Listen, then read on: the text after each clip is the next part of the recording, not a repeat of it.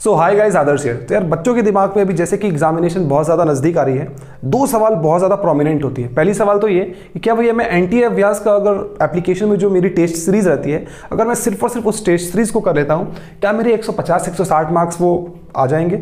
और दूसरी सवाल ये आती है कि मैंने 30% सिलेबस कर रखा है, 20% सिलेबस कर रखा है, तो मैं कितने परसेंट सिलेबस मुझे करना चाहिए, मुझे कितनी परसेंट ऑफ सिलेबस करनी चाहिए। उन दोनों चीज़ों के ऊपर आज हम लोग डिस्कशन करने वाले। डाउटनेट, अब डाउट सॉल्व करना हो गया बहुत आसान। किसी भी क्वेश्चन में अगर आपको डाउट आती है, उस क्वेश्चन की फोटो खींचें, उसे क्रॉप करें और उसे सेंड करें। बहुत ही जल्दी आप लोगों के पास वीडियो सोल्यूशन मिल जाएगी। फिर चाहे आप अपनी होमवर्क कर रहे हो, आप सीबीएसई बोर्ड से हो, आप यूपी, बिहार, महाराष्ट्र, राजस्थान किसी भी बोर्ड से हो, या फिर आप जेईई मेंस, जेईई एडवांस की तैयारी कर रहे हैं, फिर नीट की तैयारी कर रहे हैं, सारे सॉल्यूशंस आप लोगों को यहाँ पे मिल जाएंगे। लोगों को फिजिक्स, केमिस्ट्री, मैथमेटिक्स, बायोलॉजी सबके सॉल्यूशंस आप लोगों को यहाँ पे मिल जाते हैं। और डाउटनेट पे यार आप लोगों की क्लास 9 से लेकर क्लास 12 तक लाइव क्लासेस चल रही है, हिंदी और English medium, and it is trusted by more than 3 crore students. तो go and download this application right now from Play Store. अब कई सारे बच्चे क्या करते हैं कि एनटीए अभ्यास के जो क्वेश्चंस रहते हैं, इनके जो क्वेश्चंस रहते हैं, इन्हें वो सिर्फ और सिर्फ वो प्रैक्टिस करते हैं और उनका लेना देना पीवाईक्यू, जो प्रीवियस ईयर के क्वेश्चंस होते हैं उनसे, जो नोट्स होती है उनसे, इन सारी चीज़ों से उनका लेना देना खत्म हो जाता है और सिर्फ वो एनटीए अभ्यास की प्रिपरेशन करते हैं। देखो यार, आप लोग बहुत ज़्यादा डेंजर सिचुएशन पे हो। कई बार क्या होता है कि ये जो क्वेश्चंस आप लोगों की दी गई है, ये बहुत ज़्यादा अनइवन दिया गया है। मेरे हिसाब से बहुत ज़्यादा अनइवन दिया गया है। कुछ क्वेश्चंस पेपर तो ऐसे होंगे कि बहुत ज़्यादा इजी दे दी गई है और कुछ बहुत ज़्यादा हार्ड दे दी गई है।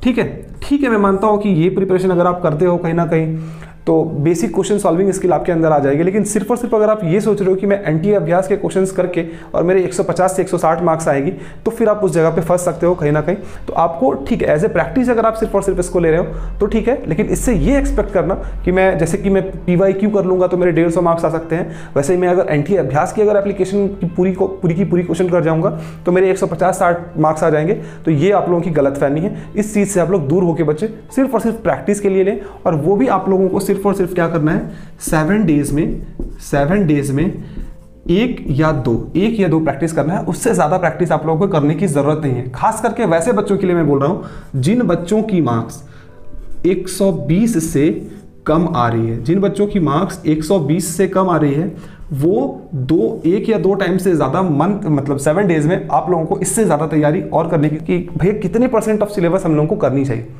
तो मैंने एक पिरामिड यहाँ पे बना के दिखाया आप लोगों को। ये जो पिरामिड मैंने बनाया है लास्ट 3 इयर्स को देख के मैं बना रहा हूँ। 2017 ऑनवर्ड्स, 2017 ऑनवर्ड्स से मैंने जितने भी क्वेश्चंस पेपर देखे हैं उसके अकॉर्डिंग मैंने इस पिरामिड को डिज़ाइन करने की कोशिश की। क्योंकि बहुत ज़्यादा पहले हम लोग नहीं जाएंगे, बहुत ज़्यादा पहले डिफरेंट फॉर्मेट में भी पेपर आती थी, तो हम लोग बहुत ज़्यादा पीछे जाके बात नहीं करेंगे।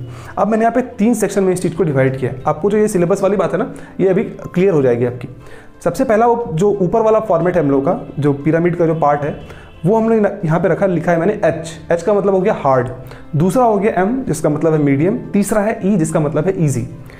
ईजी में मैंने लिखा है 100 to 120।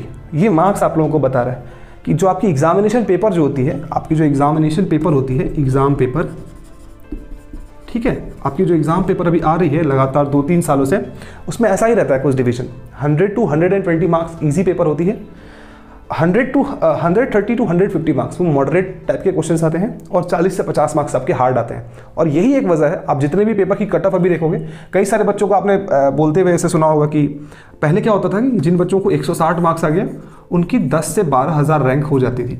अभी आप कई सारे बच्चों को बोलते हुए सुनते होंगे कि भैया मेरे 160 मार्क्स आए हैं, लेकिन मेरी जो मार्क्स बनी है वो मार्क्स मेरी बनी है 20 के। ये डिफरेंस आप लोगों को देखने को मिलता होगा, काफ़ी सारे बोलते हैं ऐसे बच्चे। ये इसलिए हुआ है क्योंकि आजकल के जो पेपर हो गई है उसमें इजी तकरीबन 100 से 120 मार्क्स हो गई है। तो ये वाली जो सेक्शन है, काफ़ी सारे बच्चे इस सेक्शन को स्कोर कर लेते हैं। दूसरा है हमारा मॉडरेट सेक्शन, जिसमें हमारा 130 से लेके 150 मार्क्स रहा है। इसमें भी मेजर चंक ऑफ बच्चे बहुत सारे, जैसे कि 50-60 मार्क्स या 70 मार्क्स बच्चे स्कोर कर लेते हैं। और तीसरा चंक जो है ये 40 से 50 मार्क्स, ये हो गया हमारा हार्ड सेक्शन। अब हम लोग को समझना कुछ चीज़ों को बहुत ज़्यादा ज़रूरी है। पहली चीज़ तो ये कि ये जो 40 से 50 मार्क्स वाला पोर्शन है, ये हार्ड वाला जो पोर्शन है, जो बच्चे इस वाले पोर्शन को अटेम्प्ट करते हैं या फिर सोच रहे हैं अभी भी, वो बच्चे रैंकर्स होते हैं। रैंकर्स का मतलब क्या है? रैंकर्स का मतलब यहाँ पे मैं ये नहीं बोल रहा हूँ कि 5000, 10,000, 20,000 रैंक वाले, वो बच्चे कहीं ना कहीं अंडर 5000 रैंक के बारे में सोच रहे हैं, अंडर 5000 रैंक के बारे में सोच रहे हैं। तब वो जाके सोच रहे हैं कि मुझे 250 से 240 से ज़्यादा मार्क्स लेके आना है। ये वाली जो पोर्शन है, इजी वाली पोर्शन, अगर आप सिर्फ और सिर्फ ये इजी वाले पोर्शंस को अगर देखोगे तो ये वो वाली जनता हो गई जो कि सिर्फ और सिर्फ अपना कट ऑफ क्लियर करना चाह रही है। जैसे कि जनरल की कट ऑफ अगर मैं बोलूँ तो तकरीबन 90 परसेंटाइल के करीब आती है, 90 परसेंटाइल, ठीक है। तो ये हो गई हमारी जनरल वाली जनता। जो जनरल वाली जनता क्या है, वो सोच रही है कि मेरी सिर्फ और सिर्फ कट ऑफ क्लियर हो जाए। और ये हो गई हमारी, ये हम लोगों का डिसाइड करता है, ये जो मीडियम जो सेक्शन होता है, मॉडरेट जो क्वेश्चंस आते हैं, ये हम लोगों का डिसाइड करता है कि कितनी अच्छी NIT, कितनी अच्छी ट्रिपल IIT हम लोगों को मिलने वाली है। मैंने ये बताया है कि 35 to 40% जो सिलेबस होती है आपकी, उससे आपके 60% क्वेश्चन सॉल्व हो जाते हैं। ध्यान से सुनना, 35 to 40% सिलेबस से आपकी 60% क्वेश्चन सॉल्व हो जाती है। कई सारे आदमी आपको ये बोलते हुए दिखाई देंगे कि सिर्फ और सिर्फ 35 से 40% सिलेबस से आपकी 80% क्वेश्चन सॉल्व हो जाती है। गलत बोलते हैं वो गलत बोलते हैं। 35 to 40% अगर आप सिलेबस करके जाते हो, इससे आपकी 60% क्वेश्चन सॉल्व हो जाती है। कंडीशन अप्लाई कि आपको बाकी के सिलेबस के बेसिक्स पता है, आपको बाकी के सिलेबस की क्या है, बेसिक्स पता है, तो आपके 60% क्वेश्चन सॉल्व हो जाएंगे। 60% क्वेश्चंस को कम मत समझना। 60% का मतलब ये है कि आपकी कहीं ना, अगर आपकी 75 टॉपिक है, 75 टॉपिक है अगर आपकी, इसकी 35 to 40% अगर आप सिलेबस करना चाहोगे तो तकरीबन 30-35 चैप्टर अगर कर लेते हो, 30 चैप्टर मान के चलो, अगर आप 30 चैप्टर आउट ऑफ 75 चैप्टर कर लेते हो, तो आप अगर आप 30 चैप्टर कर लेते हो तो 150 प्लस आपके आराम से स्कोर हो सकते हैं। और इसके ऊपर कल मैं वीडियो बनाने वाला हूँ, कैसे आप लोग 30 चैप्टर पढ़ के 30 chapter equal to 150 plus marks लेके आ सकते हैं, जिसमें मैं कुछ चैप्टर्स के बारे में बताऊंगा। तो कल अगर आप चाहो तो उस वीडियो को आके देख लेना, है ना।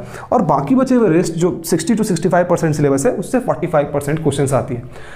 सो इंपॉर्टेंट बात ये आती है कि आपने कितनी परसेंट सिलेबस जो की है वो किस पोर्शन से की है। आपने किया वो 35 to 40% वाला जो पोर्शन है जिससे 60% ऑफ क्वेश्चंस आती है, उससे आपने किया है, या फिर आपने ये जो रेस्ट बचे हुए 60 to 65% सिलेबस है जिससे सिर्फ और सिर्फ 40% क्वेश्चंस आते हैं, उससे आपने किया है। तो अगर आपने ये जो 35 to 40% वाली सिलेबस है जिससे 60% क्वेश्चंस आती हैं, अगर आपने अगर उस वाली पोर्शन से अगर 35 to 40% सिलेबस किया है तो आपकी रिजल्ट अच्छी बनेगी। और अगर आपने जिनसे कम क्वेश्चंस पूछे जाते हैं उस वाली पोर्शन से अगर आपने बहुत ज़्यादा उसमें मेहनत अगर आपने किया है, तो फिर आपकी जो एग्जामिनेशन होगी वहाँ पे आपको प्रॉब्लम आ सकता है। हर एक बच्चा को एटलीस्ट 50% प्लस सिलेबस करके जाना चाहिए। अब कुछ बच्चे बोलेंगे कि भैया मैंने 50% सिलेबस तो अभी तक किया ही नहीं, तो क्या मैं JEE मेंस का एग्जामिनेशन दूँ ही नहीं? अभी आपने नहीं किया है, बट 2 महीने 3 महीने के बाद आप कर सकते हो। सो इट्स इंपॉर्टेंट कि आप किस चीज़ के लिए फोकस कर रहे हो। अगर आपकी अभी 20% सिलेबस कंप्लीट हुई है, आप उस हिसाब से एग्जामिनेशन दे लो, लेकिन आपका मेन फोकस क्या होना चाहिए, आगे आने वाली एग्जामिनेशन। क्योंकि चंक में अगर आप बार बार प्रिपरेशन करोगे, अभी आपने 20% सिलेबस किया है, अभी क्या किया आपने 20% सिलेबस अभी तक आपने किया है ना। अभी आप जाके फरवरी में एग्जाम देने वाले हो, 10 दिन आपने फिर इसी चीज़ की रिवीजन की, फिर 10 दिन आपने आगे वाली एग्जामिनेशन में फिर 10 दिन इसी की रिवीजन की, फिर 10 दिन आपने इसी की रिवीजन की। नया कब सीखोगे? तो इट्स इंपॉर्टेंट कि आप किस चीज़ के लिए टारगेट कर रहे हो। बच्चा को क्या मैंने बोला था, 50% से ज़्यादा सिलेबस करके जाना चाहिए। और जानकारी तो सारी चैप्टर्स की होनी चाहिए, क्योंकि क्वेश्चंस मिक्स करके आते हैं, डायरेक्ट क्वेश्चंस बहुत कम आते हैं। मतलब फॉर्मूला एटलीस्ट हर सारे चैप्टर्स का पता होना चाहिए, हाँ, लेकिन अच्छा डेप्थ में नॉलेज एटलीस्ट 50% सिलेबस का आपके पास होना चाहिए, है ना।